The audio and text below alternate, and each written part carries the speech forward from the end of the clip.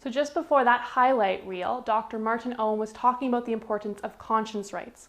And that's something that both Conservative Party leadership candidates, Derek Sloan and Leslyn Lewis, have highlighted in their respective campaigns. It's been a privilege to support these candidates, especially because pro-lifers are among the most engaged voting bloc. They volunteer, they donate, and if they know a candidate will stand up for their issues, they punch above their weight in nomination meetings and elections.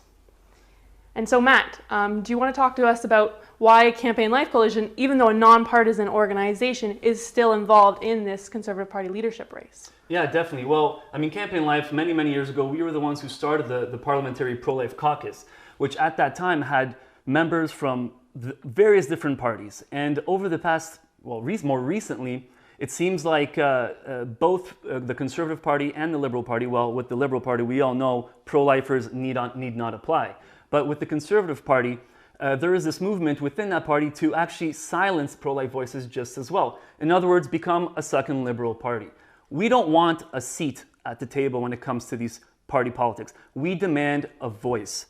And I think with this CPC leadership race, this is an opportunity for us with these two candidates to actually get a voice, win that voice, and use that voice to create change. Earlier this week, CLC Political Operations Director Jack Fonseca had a chat with some of these candidates, and this is how it went. Hello, Canada. My name is Jack Fonseca, Political Operations Director with Campaign Life Coalition. During our virtual National March for Life programming, we'll be interviewing both of the pro-life candidates who are officially in the Conservative Party of Canada's leadership race.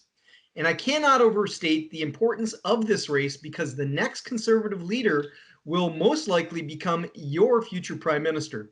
I'm pleased to introduce you to one of those leadership candidates, Dr. Leslyn Lewis. Well, listen, let's jump right into it. Dr. Lewis, you own a successful law firm in Toronto, and you have an impressive academic resume with a PhD in law, a master's in environmental studies, an MBA concentration in business in the environment, and other academic credentials that I can't even remember. But to me, the most impressive thing about you is how you have run as an out and proud pro-life candidate and announced several pro-life policies in your election platform dealing with abortion. Could you please run through those policies for the benefit of our viewers?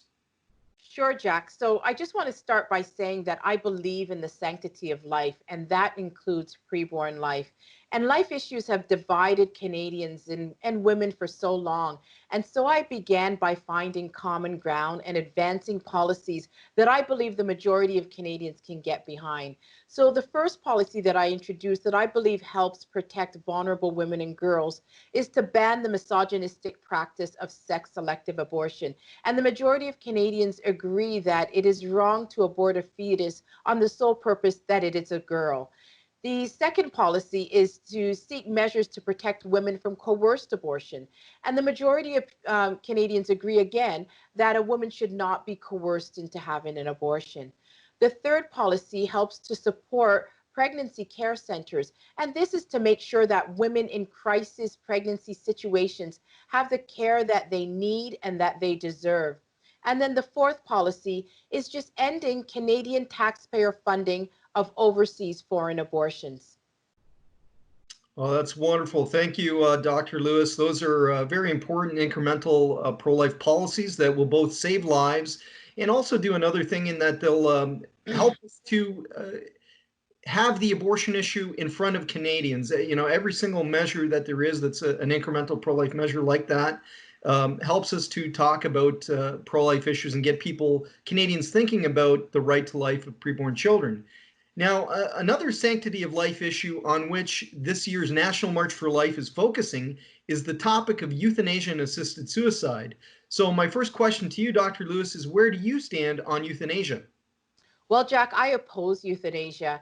I feel that it is very important for us to honor the life, especially of our seniors and those that are in palliative care.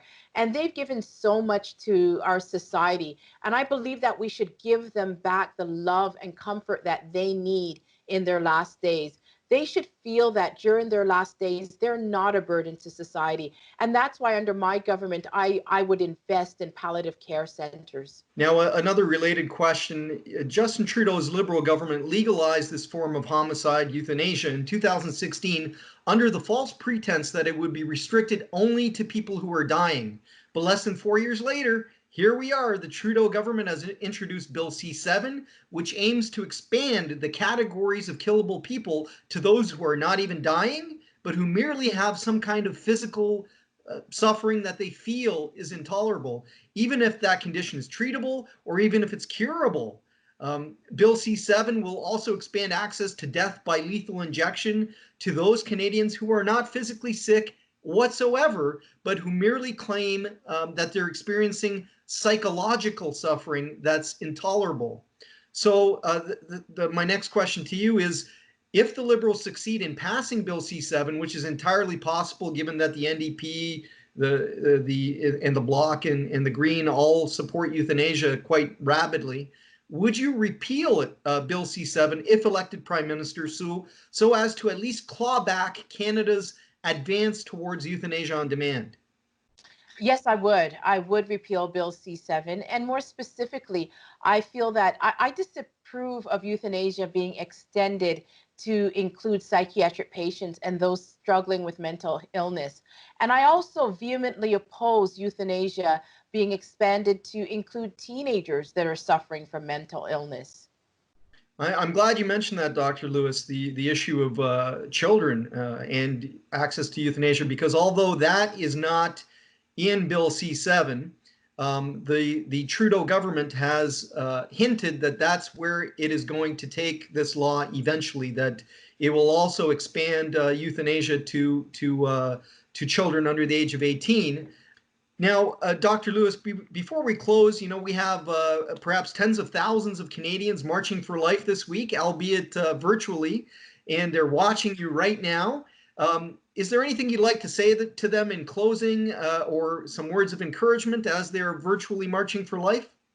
Yes, Jack, I'd just like to share with them one of the reasons why I'm running for office, and that is because I want to change the discourse in our democracy from one that demonizes people who hold different beliefs to a system that it's truly meant to be.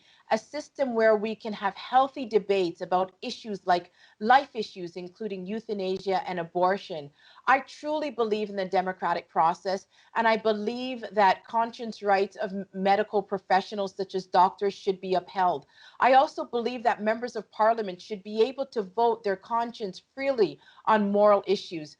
I also believe that we can restore our democracy to a point where it respects people like you and me and respects our right and our belief that life is sacred. Dr. Lewis, you mentioned conscience rights, that you would support conscience rights for doctors and healthcare workers. Just for the sake of clarity, are you saying that part of your platform that you would support legislation to protect the rights, the conscience rights of healthcare workers to not have to either refer or participate in either abortion or euthanasia? Yes, that's correct. I would do that, Jack. That is correct.